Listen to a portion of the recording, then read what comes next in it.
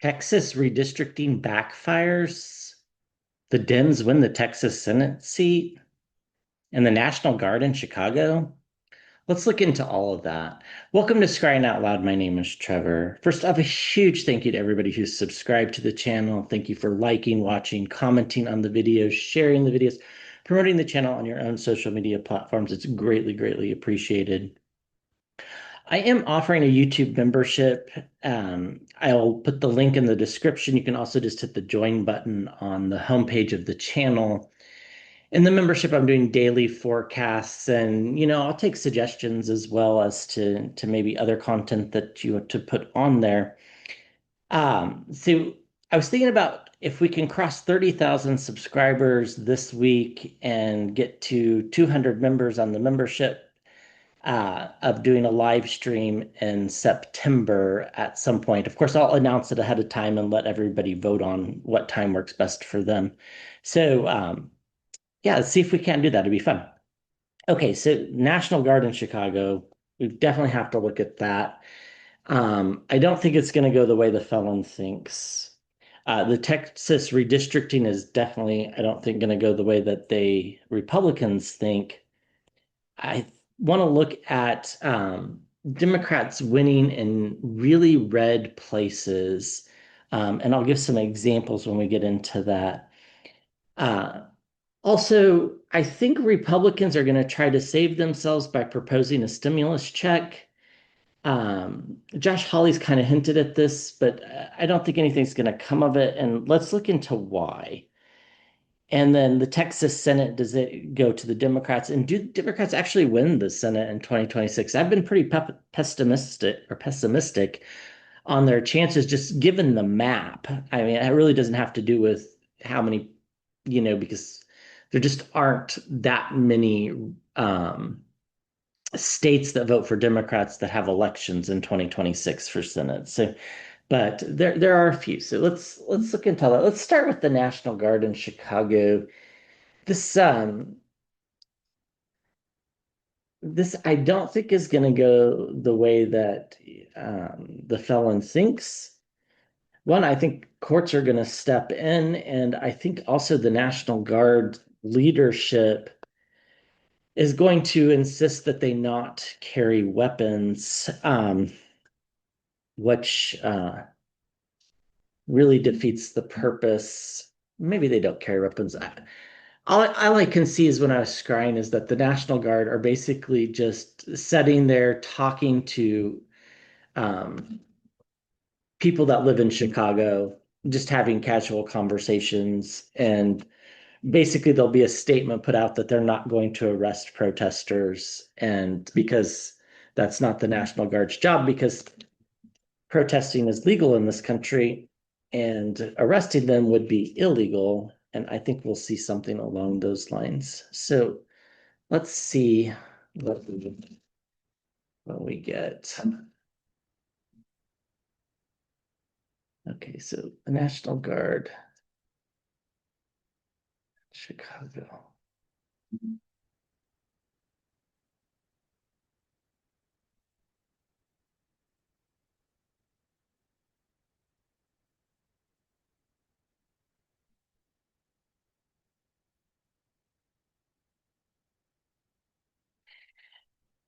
I wouldn't be surprised if this gets like delayed and delayed and delayed. Um, it does feel like Illinois got their stuff together. They're ready to step in. So I think the felon and his lackeys are going to try to make sure that if they do it, it's not going to be an embarrassing thing. Um, because the Los Angeles thing, scary, horrible for Los Angeles, absolutely devastating. Nationally played terrible. People were not happy about it. Um, it's just like DC's playing terribly with the public because everybody knows the DC crime rate is actually down, except for hardcore MAGAs who are part of the cult. Uh, Similarly, places in Texas have the highest murder rate. I mean, Chicago's not great, but it's it's just a lot of misinformation. Yeah, it's not going to go well for her, for them at all with the tower card here and the environment around. Um, I think the National Guard will probably get deployed at some point. I don't think they will do a single thing. And I think they will basically just be completely hands off. They might even just camp out somewhere and do absolutely nothing, is what it feels like. The Knight of Swords, this is going to have a lot of twists and turns into this story as we go along. So, it might look like it's going to happen, then it doesn't, then it looks like it's going to happen, then it doesn't. That wouldn't surprise me at all. Judgment in the environment around. I mean, Republicans already know that they're in for a super bad midterm election. And, that's why they're, redrawing maps that they shouldn't be touching, which I do think the courts will strike down, but we'll get into that in the next question. Victory in the environment around. This is victory for Chicago and for Illinois. Um, it's just not going to play well. And the Six of Cups, it reminds of a different time in the US when the National Guard was used for bad things. I'm not old enough to remember any of that, but like what happened at Kent State, some of the Vietnam protests, just it doesn't paint a good picture for most Americans to have people in military gear on the streets of the country. So I don't think that that will play well. The Magician card, um, they're going to try to spin it. They're going to try to manifest it and convince people that the crime rate's out of control in Chicago and all this and that. And yes, there'll be a small portion of the public, 30% or so, that'll buy it. But the majority of people will say, even if there was, this is not the solution. And the Hermit card, there's a lot of energy behind this. I think Republicans are going to make it pretty clear to the felon that he's on his own if he starts doing this again. And they're not going to be supportive of it. In particular, I think you'll see the two House Democrats in Illinois uh, very quickly, if the National Guard gets deployed, and not until it gets deployed, so not right away, they will completely back off of this as if they disowned it. Along with, this is really going to help the Democrat, what's his name, Mervan, and near Gary, Indiana. That'll help him. Although they might try to redraw that map, but even if they do, I think things just kind of backfire. Um, and the star card of hope. Uh, sometimes these crazy, horrible things backfire, and that creates some good things. So I don't see anybody getting hurt or harmed. A little bit of emotional scarring, of course, is certainly going to be there, but I think they'll back off very quickly, or it'll just be a wait game for a long time. Ultimately, I think we get victory for the country, which means victory for Chicago. And this gives us reason to hope. I really do think judges step in here too and just are like, no, this isn't DC. I mean, judges stepped in and stopped some stuff in DC that I didn't think they would stop. So, um, yeah, I mean, they can spin it any way they want it, but ultimately it's victory for the people. And this story just gets away from them. They're not able to contain it. It is a huge stain on Republicans, not just the felon, but on Republicans. Uh, Older generations in particular are going to be reminded of why we don't do these things, and we'll be sharing those stories. I do think there'll also be some revisiting of some documentaries around these events on the news media, just short little 10-minute vignettes. Huge judgment.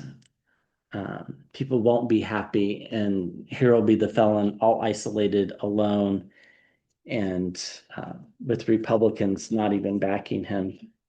Now, this it's all mixed in, of course, with all of his health situations as well. So, uh, yeah, I mean, people want to steady ship. And, part of me feels like this gets resolved after he's gone with the Temperance card, the card that comes after death. And it's inevitable that we, the people, win and we, the people, celebrate. So that's good. That was 6 out of 9 of the cards are major arcana. So people are paying attention to this story. Um, all right. So the Texas redistricting backfires. I really feel like a judge strikes down this redistricting and it doesn't get litigated in time for them to use the new maps. But California passes theirs because Texas is redistricted. And then it'll be too late for California to go back to the old maps. And it just ends up in a disaster for Republicans. I also think that if they were to even use those maps, they're saying they're going to gain 5 seats. I think they gain 3 at most. Because I think anything that's less than an Republican plus 10 is going to be very competitive, if not going towards the Democrats. That's the way I'm kind of seeing it. Okay, so this is Texas redistricting backfire.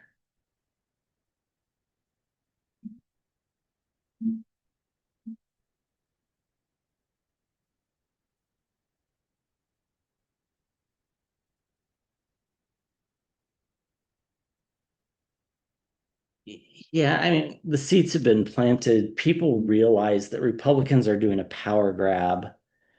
And even if you're a Republican, you can't like that. So, because everything can come around, Democrats suddenly win the governorship and the legislatures in a red state, and all of a sudden there's a totally different map, right? It's not going to be allowed, is what it feels like. The truth is going to come out on why they did this. They did this at the behest of the executive branch, which is not the executive branch of the country, that is the felon. Uh, yeah, I think there's some issues there. I'm not exactly sure why. It feels like why they redrew the maps is important to the courts. There's going to be a lot of fighting over these maps, and a lot of these districts that they didn't think were going to be competitive will be. Now, there's a couple, like getting rid of Al Green. That's just, he brings up articles of impeachment every time, and they're going to get rid of him. That's just the way it is, unless he switches districts, which um, I don't think would work for him. The Queen of Pentacles, yeah, we just can't have this. We need steadiness. We can't be redrawing the maps every 2 years. That's just never going to be a functional government if we allow that. And I think that's why this backfires. The Hierophant, the courts step in. I really do. I just think the courts step in, and it's really not a hard argument. It's just like, no, you don't get to redraw the maps because the president of the United States says he wants to make sure his party controls the House. You don't get to do that. That's not how this is supposed to work. We redraw the maps once, with a few states that have exceptions to that, like Ohio, where they have, if it's not bipartisan, then they redraw it every 4 years, yada, yada, yada. But if it's not state law, yeah. Uh, this is uncharted territory, but I think the courts are just going to kind of strike it down. Um, the Queen of Cups.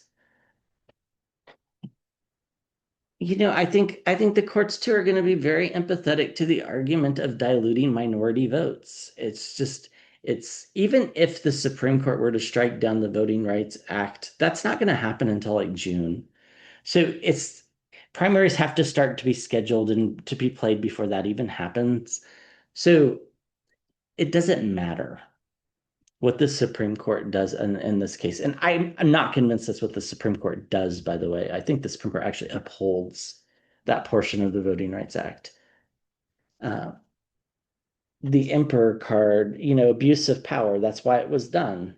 The president said, do this, abusing his power, holding threats really over state legislatures if they didn't it. Because what would happen if the Republicans decided not to do it? Well, then they would have primaried them.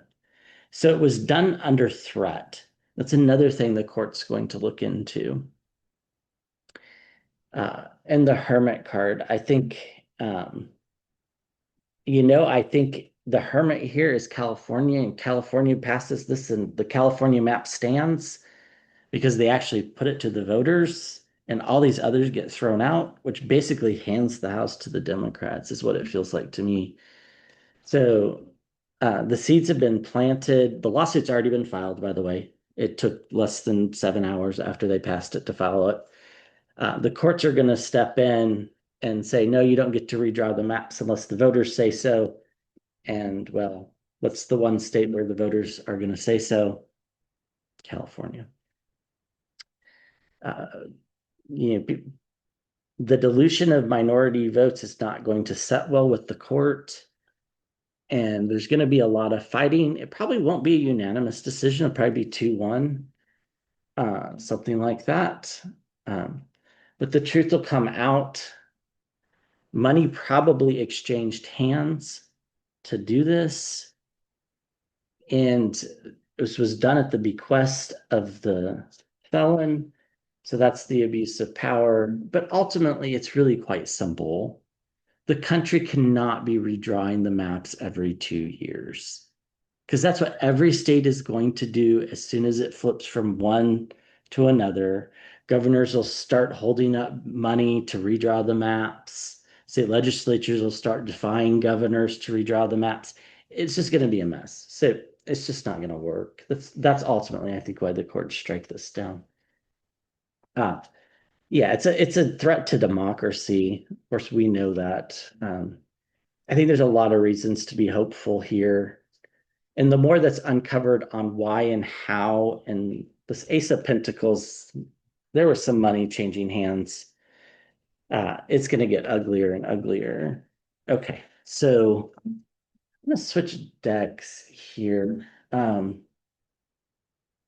look at, do Democrats win some really deep, what people would call safe Republican seats?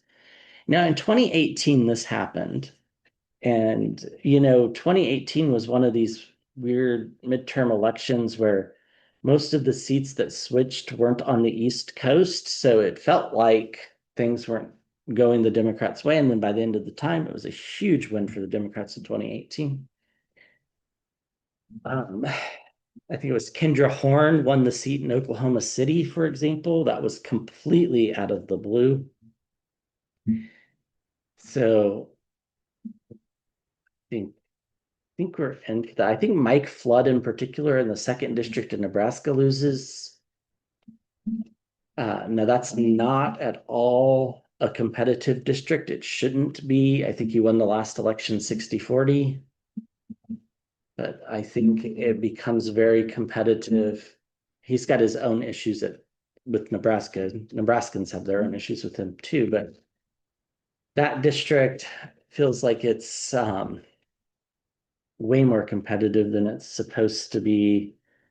At least Stefanik's district, even though it doesn't get redrawn, I think turns out to be highly competitive. Nancy Mace's district, I think, becomes highly competitive as well.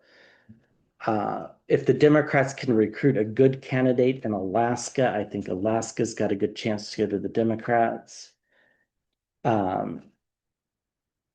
If Mary Patola decides to run for Senate instead of governor, I think that's a good shot there. But I think even there's other Democrats that have a good shot. So now Alaska, I wouldn't call. Alaskans are very independent minded. I think I don't know if it's the first or the second congressional district in Montana, the one that's borders Idaho. That one I feel like the Democrats win. A couple others that stuck out at me. I think they've ruined the district around Salt Lake City with the redesign of the map. So that I don't think goes to the Democrats. Um, Darrell Issa will lose in California, that district, or the district that he used to hold. I'm pretty sure he's still in Congress.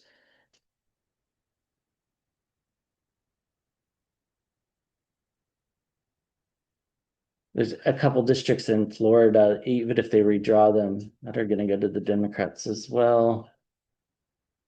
North Carolina is going to surprise people. I think the state of Tennessee might have one district that surprises a bunch of people. Because the thing is, when Republicans are drawing these maps, they draw them based on partisanship, right?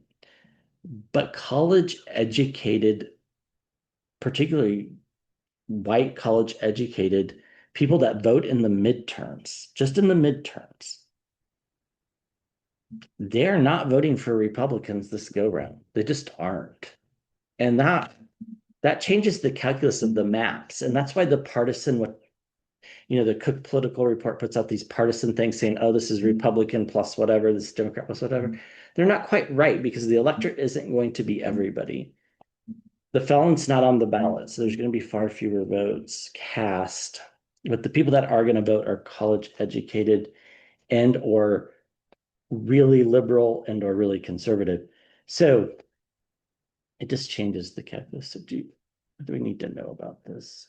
Keep seeing water. So Mike Flood keeps coming to mind here as losing his seat. He was the one that got yelled at in a town hall in Lincoln. Lincoln, Nebraska is part of that congressional district.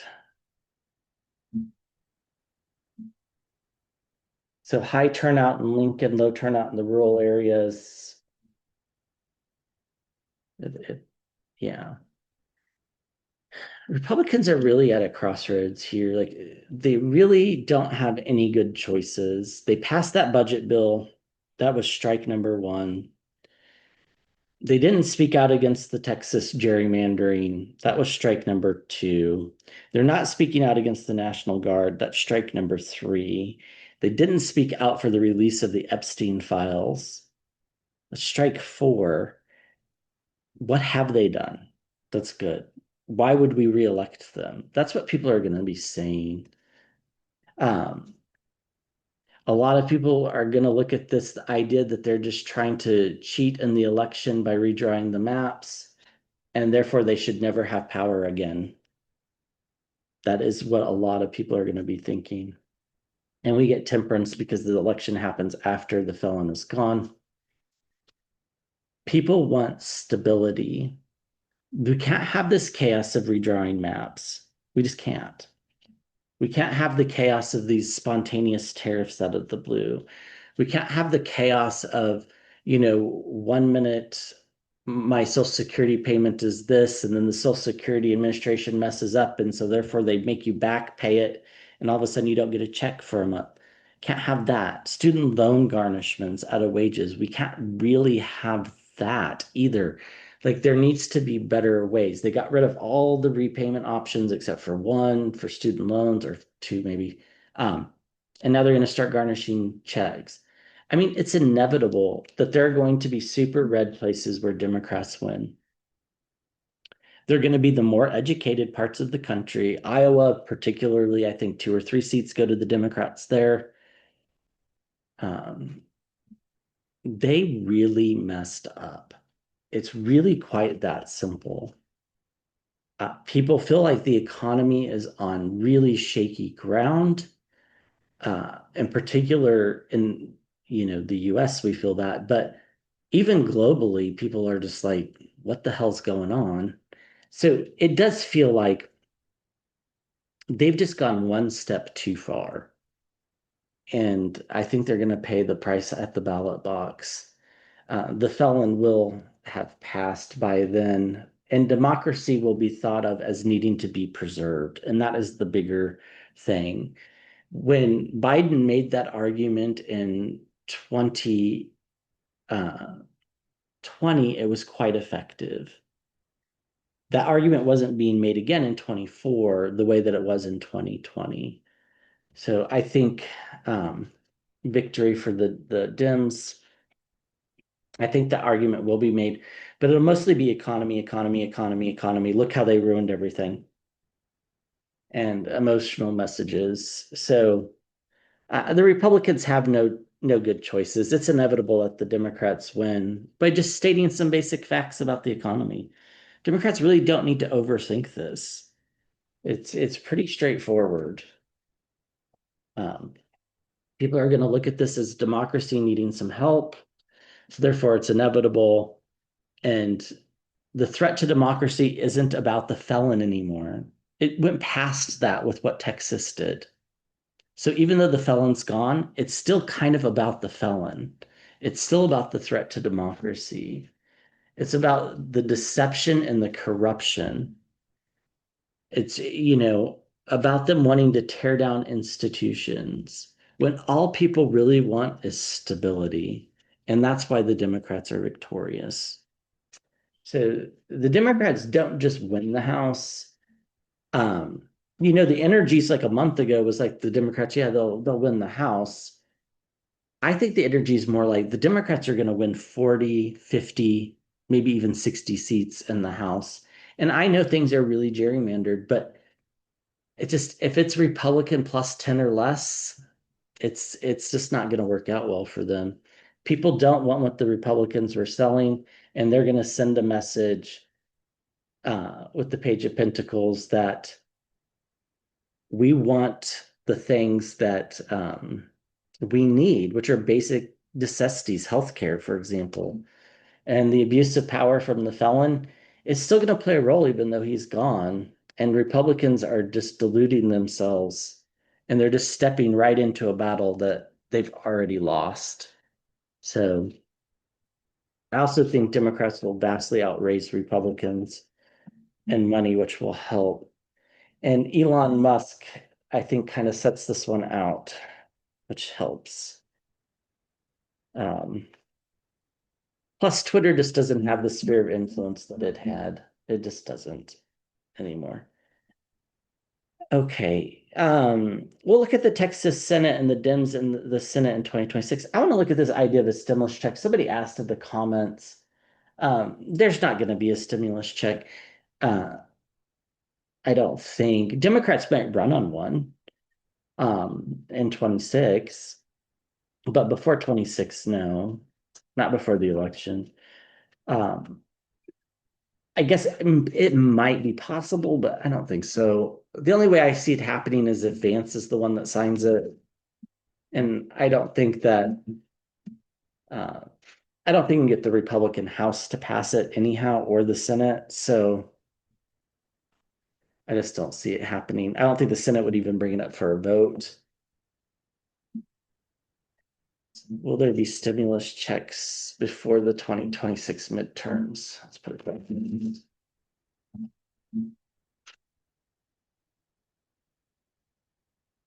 No, I just see the Five of Pentacles in the water, which is about loss, financial loss, poverty. I mean, the economy is very shaky. It I don't think we're looking at something like 2009, 8, 9. I don't think we're looking at something like, definitely not looking at something like the 1920s. Um, it's going to be its own beast, but businesses are adapting, which is not good for the consumer. That's why the consumer is going to be mad, but that's why the stock market doesn't crash. So we'll start to see, smaller packaging, uh, flimsier packaging as well, less stuff in, smaller potato chip bags, et cetera, et cetera. The Ace of Swords, the truth is that people could probably use a stimulus check. If it's directed to the right people in the country, it absolutely is probably needed.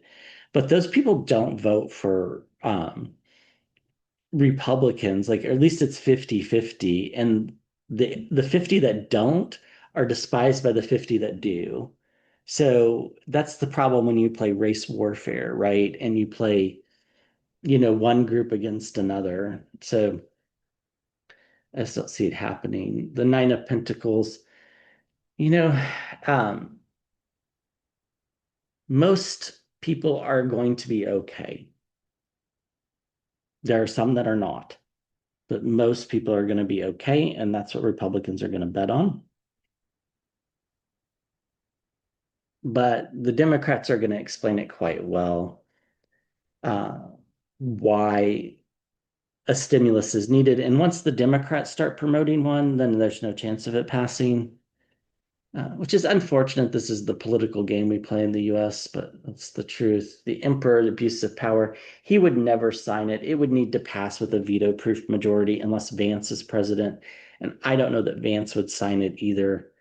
Um, so I just then we get the Empress at the center of the reading. There's just, you know, there's just not going to be enough Republicans that can stick together to do it. Democrats won't help them do it unless um, they're the drafters of the bill, which is a sad story, but it's the truth. Uh, the Eight of Pentacles, if one plan doesn't work, try another. I do think the Democrats run on a stimulus check. The Five of Wands, lots of fighting about this, and the Six of Cups, thinking about children in particular.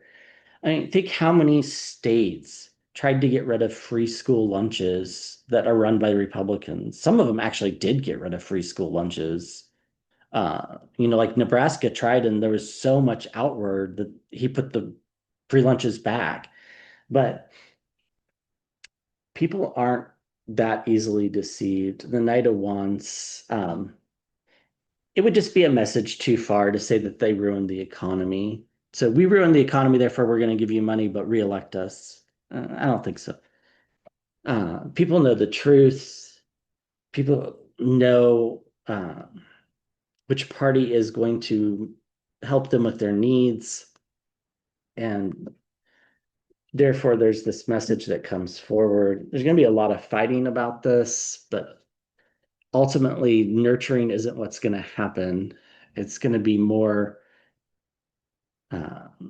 oratory, a lot of speaking eloquently and stuff by the Democrats. Most people are going to be okay in this economy. That's not everybody. It's certainly not everybody on this channel, but most people are going to be okay. If one plan doesn't work, try another. They'll think about a different way to funnel money to people to try to ease the tariff burden. But ultimately, people with children in particular are going to have the hardest time. And it's because of the abuse of power coming out of the felon. People with children and older Americans as well.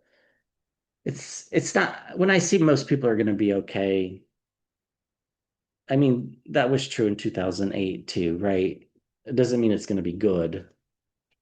Um, yeah, I mean, it's going to be a whole new way of thinking about it. Just the bringing up the fact that we need a stimulus check is going to ruin Republicans' chances because they ruined the economy. Why should we trust them now? And I think this leads to people giving money to the Democrats. Okay, so let's take a look at the Texas Senate race first, and then we'll move to the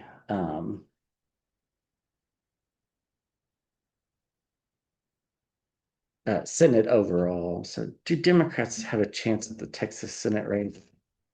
I've always said I worry about the Democrats nominating Colin Allred. I've taken flack for that, but I've just never seen him in the Senate. I could be wrong. And things have definitely shifted since the last time we looked at this.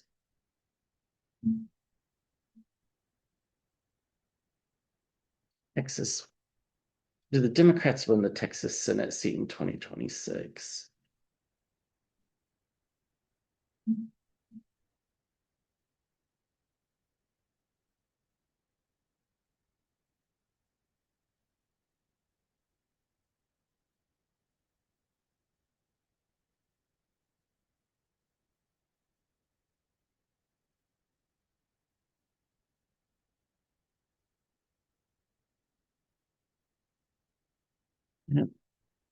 Yeah, I mean, the Democrats have everything they need to win this seat. They just can't mess it up.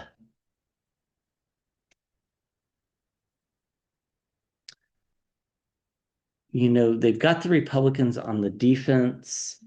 Ken Paxton is a horrible candidate. There'd be no chance if it wasn't him. There's a lot of,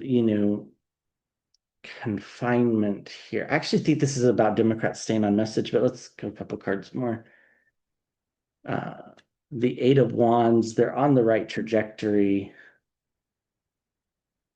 Yeah, they're going to win through gentle strength. Um, Not by being bombastic, but by gentle strength. Yes, they'll attack Ken Paxton uh, for his infidelity and his just overall lack of morality, or even close to being a nice human being.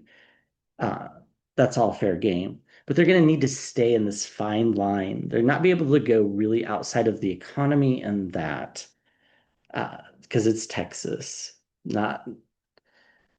Not all Democratic talking points are going to win in Texas. Yeah, the King of Cups, or the Knight of Cups, I mean, they're going to win through storytelling. It's inevitable as long as they stick to these things.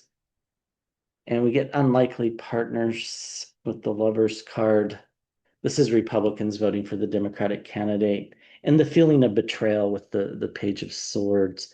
So Democrats have everything they need as long as they do it in a non-bombastic way, and they point out the sabotage by the felon in a very gentle way. Like, oh, look at how far your paycheck goes now. Those type of things, not attacking him personally. Um, Now, Ken Paxton, that's a different story. Can attack him personally. It's inevitable as long as they stick to this gentle strength and they stay within this confined range of topics. So, um, yeah. The Republicans are on the defense, the Democrats are on the rise. The Democrats have the ability to win Republican voters. Republicans have no ability to win Democratic voters. And they're going to do it through storytelling. So the reason why I say Colin Allred is not the best choice here is because he has a history of being in Congress. It's really that simple. It's nothing personal. It's just he has a record in Congress. Democrats would be better with somebody that has no record. So there's nothing to attack. So, but we'll see. Queen of Swords. Here's the Five of Pentacles I've seen in the Scrying Bowl. And it circles of support around money. Democrats will raise a lot of money. We'll have to see how the primary goes. I do think it'll be more competitive than people think, but um, Colin Allred, he's probably got a 50-50 shot at it. I think if they go with a Democrat that hasn't been in Congress, that's got some name recognition. I think there's an astronaut in the race, for example. I think that's a better than 50-50 shot, but we shall see. Do Democrats win the Senate in 2026? So they need 4 seats. North Carolina's probably the easiest. After that, it's probably Maine. After that, there's a possible Ohio, Iowa, uh, Nebraska. Dan Osborne's running again as an independent, but he'll probably caucus with the Democrats. Texas, Alaska is a possibility with Dan Sullivan if Democrats can recruit a good candidate. And then there might be some place that surprises us. You never know. Um, yeah, I think you just never know. Amy McGrath running in Kentucky sounds like a long shot, but you never know. It depends on who the Republicans uh, nominate. And,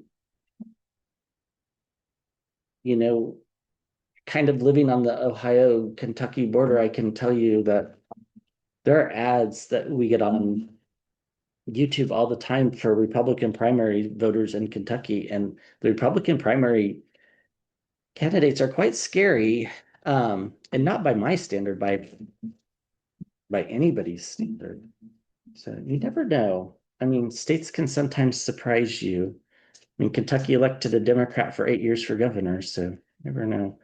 Ohio, same sort of situation. Depends on who the Democrats nominate. I think if Sherrod Brown were to try to make a comeback, he'd probably do okay. Okay. Iowa's a similar situation. I think that the map is bigger, is my point, than what it had been. And it's all because of the Texas redistricting and the National Guard in the streets and the tariffs affecting farmers.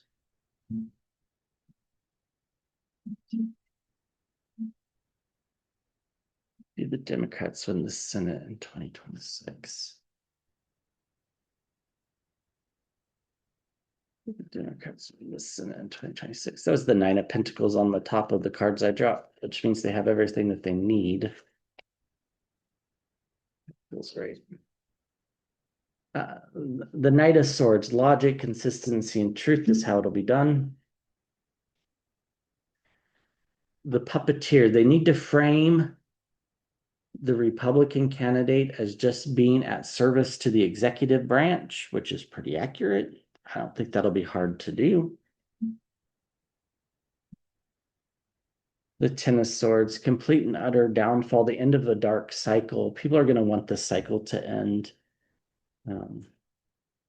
The Six of Cups, people are thinking about the next generation, whether they have kids or don't. At the center of the reading, there's a lot of anxiety around this. There's a lot of sleepless nights in general in the United States.